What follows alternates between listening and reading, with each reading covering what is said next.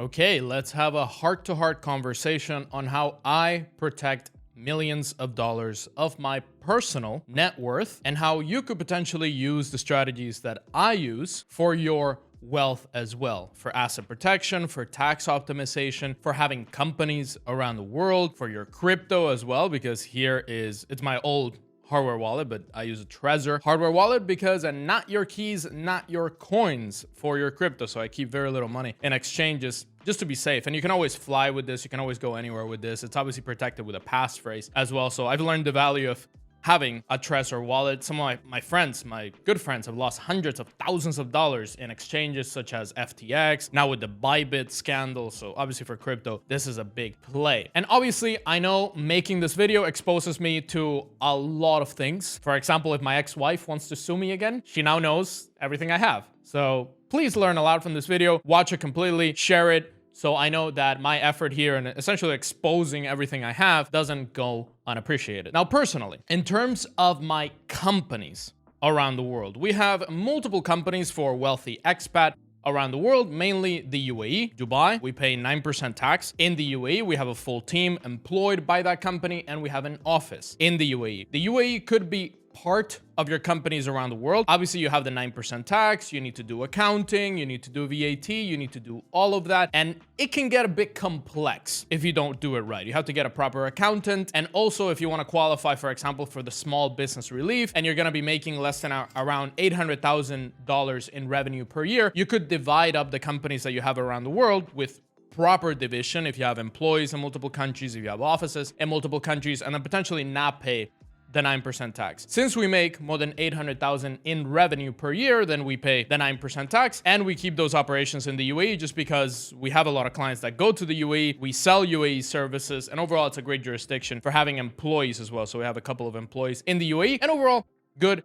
market to have access to. A lot of partners that we have access to are based in the UAE, and our company allows for that. And also in terms of licenses, if you want to get a marketing license or a software development license and company in the UAE, it's pretty straightforward. We also have a company in Serbia. I am a Serbian citizen. I'm going to show you my Serbian passport right here. This beautiful red passport. I absolutely love Serbia. The corporate tax is pretty low and the banking system is quite developed. It's pretty good, to be honest. And also for having employees, Serbia is one of the best countries in the world. We have most of our employees in Belgrade, Serbia. They work hard, they speak English, and overall they provide a lot of value to my company, and they've helped grow my company massively over the past couple of years. So I highly recommend Serbia just to have a company, have some employees, potentially get Serbian citizenship by exception. Highly recommend it. We also have one of our companies in Singapore. Now, Singapore, even though the corporate tax is around 17%, they do have some tax exemptions. If your company in Singapore, that specific company, isn't making that much money in Singapore and the money isn't being remitted to a Singaporean bank, you could even potentially pay a very low tax rate, even 0% in some cases. And overall, having a company in Singapore helps for payment processing if payment processing through UAE is being difficult, because you can get Stripe, you can get PayPal and all these services, but it might be a little bit more difficult. The fees might be higher. So having a company in Singapore actually helps for that. And also for getting really high quality banking, really high level banking. Singapore is obviously one of the best choices around the world. Switzerland and Liechtenstein are also pretty good. If you want to, for example, have a Cook Islands trust and you want to protect $5-10 million, if you want to cash out millions of dollars from crypto as well, you can have banking in Switzerland or Liechtenstein. And lastly, we have a company here in Poland. I'm currently living in Poland, and Poland is not really the best place. I would say most places in the European Union are not really the best places to have a company and set up a corporate structure, because honestly, there's a lot of documentation, a lot of bureaucracy, the taxes are super complicated. But if you are planning to live in Poland more than 6 months a year, then opening up a company and getting residency through that company is pretty good. It's very safe, it's great for dating, it's great for employees as well, because the salaries, although they're a little bit higher than in Serbia, they're still pretty low compared to, for example, the United States or the UK, and you can get great English-speaking, hardworking employees. Now, the tax rate in Poland is favorable for the first year. It's going to be 9% tax for the first year when you operate your company. So if you start a company in January, then you can have a whole year of 9% tax, not 19% tax, which is the usual tax rate. And you can also apply for an Estonian level of taxation, which essentially means if you have 2 Polish employees or Polish permanent resident or EU citizens that live in Poland and work for your company, you could potentially pay 0% tax on any reinvested income, which essentially means money that you leave in the company. So let's say you're making $5 million a year and you're interested in Eastern Europe, you're interested in traditional women, for example, you can move your company to Poland, hire 2 people, which are going to be great for your company anyway, and then have the Estonian level of taxation. It's called CIT Estonski, essentially corporate income tax, CIT, and then Estonski, which basically means Estonian corporate taxation for your company, and they pay 0% tax unless you take out money of the company. If you take out money from the company as a dividend or so on, you're going to pay 19% tax, and also capital gains and crypto is taxed at 19%, which is not that bad. This is my personal choice. I'm not saying open up a company in Poland. I probably don't recommend it to most people, but if you are moving to a country, then obviously the corporate income tax in that country affects your move as well. You're not going to move somewhere where they have 40% or 45% corporate income tax. Now, when it comes to real estate and investments all over the world, I have real estate properties in multiple countries, specifically 3 countries around the world. And I've also bought property for my family back home. So if you're looking to help your family, which was one of the goals for me to get rich anyway, is to help my family, to send them money all the time and to gift them money, which is also one of the reasons why I renounced my US citizenship, because as a non-US citizen, you can gift US citizens a lot of money without paying that much tax on it or without paying any tax at all legally. So that was one of the reasons why I gave up my US citizenship, is then I could gift them a lot of money without having to do with gift taxes or with all these complicated forms that you need to file as a US citizen giving money to another US citizen, regardless of if they're your dad or your sister or anything like that. So that was one of the big reasons. If you are looking to renounce, it's going to make your life way easier, but obviously it's a big decision. That real estate in 2 of the countries where I have it is owned by a trust, and in the other country is owned in my personal name because I have a golden visa through that property. So if you're going to get a golden visa through a property, specifically in EU countries, you're going to have to own it in your personal name. So that does expose me to a potential, let's say, a lawsuit or a divorce in the future if I get married again, or a tax lawsuit or anything like that. It obviously exposes me to have that as one of the things that they could seize or they could get from me. But in that case, it was more of a personal decision. Like, I really want to have that golden visa in that country as a potential plan B, or just long term, or for my family as well. I'm looking to build a family pretty soon here in Poland, which is also one of the reasons why I moved here. A lot of people say, oh, why did you move to Poland? It's a terrible choice. You could pick anywhere in the world. Why Poland? Well, one of those reasons is because I'm trying to build a traditional family. It's an EU passport that I'm going to pass on to my kids, because my eventual wife or mother to my kids is going to be an EU citizen. I'm kind of done dating the really Eastern women, more of a personal choice. But yeah, my kids are going to be EU citizens. So that was more of a personal choice. And that real estate in the future, if they want to use that real estate or we're going to use it together as a family, it's owned in my personal name. It has some exposure to lawsuits, or overall not protected much in terms of my personal asset protection, but it's more of a personal choice. You could do that, for example, if you're getting Turkish citizenship and you want to buy a property to get your Turkish passport, you kind of need to buy it in your personal name. You could buy it through a company, but that also you're exposed through that company. So in some cases, you kind of have to expose yourself in order to get some immigration benefit. In most cases, I recommend clients to buy real estate if they really see themselves spending time there, or if they want it as a long-term route. So in most cases, when people recommend you real estate in some countries, they say, oh, it has great returns, it's a great market, it's gonna keep going up and up and up. But if you're never gonna go to that country, then I would be careful buying real estate. For example, in Paraguay, that's a great example, because there's a lot of people promoting, oh, buy Paraguayan real estate. You can make 8% per year, you can make 10% per year. But these are people that are living in Europe, they're living in Southeast Asia. They don't care about Paraguay at all. They don't see themselves living there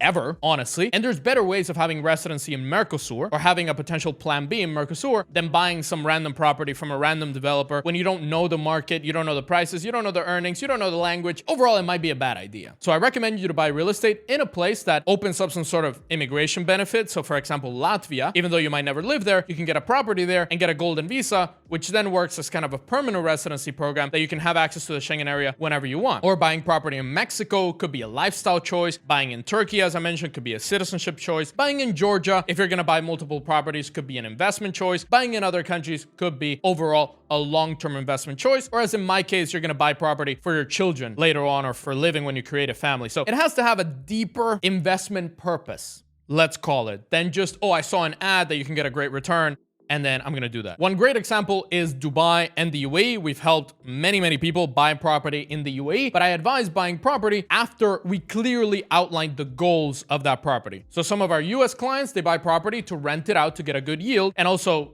I mean, if they're American, they're not getting a tax-free yield, but let's say they're Canadian, they're getting a tax-free yield if they're actually living in the UAE or they're non-resident in Canada. So with US citizens, we always have to be careful, because that rental income still pays taxes back to the US. So you could build a portfolio of the long-term rental properties in the UAE. You can get a UAE golden visa, so that's where the immigration benefit to that opens up. Some clients buy property in Panama to get permanent residency in Panama. They don't want citizenship, but they want that permanent access to Panama and a permanent plan B as well. So that opens up that immigration benefit, long-term yield benefit, potential future plan B benefit as well if they want to ever live in the UAE. Not right now. They want to have the golden visa. They see themselves living there in the future. They can always take advantage of that by having that property. So it has to be clearly outlined in your goals on why you buy that property, because I don't really recommend buying a property where you're putting that money somewhere else where it could be better invested by you in your business or in crypto or in other investments, and you're putting that there just because somebody recommended and it's not really in line with your goals. Now, banking around the world. I personally do not trust banks. I've seen way too many stories of people that have millions in the bank or people that have a lot of money in the bank. They use it a lot and then the bank decides, oh, actually, we don't want to work with you anymore. Or although this might be a controversial example, but in Switzerland, for example, when the war in Ukraine started, a lot of Russian millionaires that had a lot of money in Switzerland were asked to take their money out. And Switzerland is seen as a neutral jurisdiction and a place where you can keep millions regardless of where you're from. And as long as you don't support that war, then you can keep your money there. But in that case, they just said, get your money out. We don't care. We don't want it here. And that could always happen. If you're a US citizen and the US decides to set some policy that the country where you're keeping your money in doesn't like, or they decide that they're the enemy, in that case, they can always shut down your bank account. And the same as in crypto, not your keys, not your coins, in banking as well. So I personally don't trust banking. I don't trust any bank around the world, no matter how private they are, no matter how amazing they are. I do use private banks, and I do use, for example, banking in the UAE, Emirates MBD. Great bank. First Abu Dhabi Bank, also a great bank. I use Wise as well for personal payments and so on. I do have a Polish bank account. I have a Serbian bank account. I have bank accounts all over the world, and there's some Cayman Islands banking that I also recommend. Multiple countries around the world where I have bank accounts. I just don't feel comfortable putting my wealth in one of these banks. And I want to be very careful moving large amounts of money to banks because I know what they can do. They can always shut down the account. What I do recommend is having banking under a trust. So having a trust in the Cook Islands and having a bank account for that trust and then keeping some assets there. If you really need to keep some money in fiat, because I have some clients that are worth $100 million, they're not going to keep $100 million in a trust or a hardware wallet, although you could. There's people that keep billions of dollars in a ledger wallet. You could do that. But let's say you want to move some of that money to fiat, then you could do that through a trust, and then you have the asset protection. You have the tax-free benefits as long as you're not living personally in any high-tax country. And also you have the private bank in Switzerland or Liechtenstein, which, as I said, it could turn in the case of a war or something like that. But let's say you're a citizen of Serbia or St. Kitts and Nevis. They're not getting into problems with anybody. They're not being sanctioned, anything like that. You could have a bank account in Liechtenstein, keep multiple millions there. You could have a bank account in Cayman Islands, keep multiple millions there, and other high net worth jurisdictions. Now, as I mentioned with crypto, most of my wealth is going to be in hardware wallets. I do keep some money in exchanges to exchange it to fiat or send it to a client or send it back and forth. And I have multiple exchange accounts all over the world, and they're all KYC'd with either my St. Kitts passport. In some cases, they don't take St. Kitts passports, which is, it's pretty rare. They will always take a St. Kitts passport. The problem is I was born in the United States, so there's always more questions. I can use the Serbian passport as well. I can use my Serbian driving license right here. Serbia is a great place to have a driving license. And also, funny story, in Poland, you can't drive with a US driving license or a Mexican driving license without an international driving permit, which is kind of a hassle to get if you don't live. For example, a US citizen getting an international driving permit, if they don't live in the United States, is a bit tricky to get that. So what you could do is you could get Serbian citizenship and then get a Serbian license, and the Serbian license is valid in Poland, for example. So what I try to do in my life is I try to optimize my citizenships, my nationalities. I do have a fourth one, which I can't unfortunately show on the YouTube channel. If you want to find out about it, you can book a call with us or go to the newsletter and sign up. What I try to do is I try to optimize my passports and my nationalities and my IDs around the world and my residency permits, my golden visas for different regional benefits. So I try to use something in the European Union for other European benefits. I use something in Latin America for other Latin American benefits. If I want to get residency in a Latin American country, having a Mexican passport makes that extremely easy. If I want to have residency somewhere in Southeast Asia, getting a Thai elite visa, which I have, makes that very easy. So overall, I try to optimize worldwide, not just banking, real estate. I try to optimize opening up a company somewhere else with a country that aligns with that country or is in sort of union. My residency permit or my passport is in some sort of a union or is friendly to that country to get better access, to get faster access. That is why I have multiple passports, multiple residencies, multiple bank accounts, multiple companies all over the world. That's what we recommend to our clients. And lastly, as I mentioned before, I have a trust Now, I'm not going to tell you where that trust is, what the name is, how you can sue me for all the money I have, but I do have a trust that keeps real estate and keeps banking as well, and I recommend it to a lot of clients. Having an offshore trust protects you in many, many ways. If you're interested in second residency and second citizenship, I made a video on the 20 plus countries around the world that offer some sort of citizenship by investment, citizenship by exception program. You want to watch a video right here for absolutely all the options that I recommend. We discuss all the countries around the world where you can get something in exchange for your money. Check them out right here.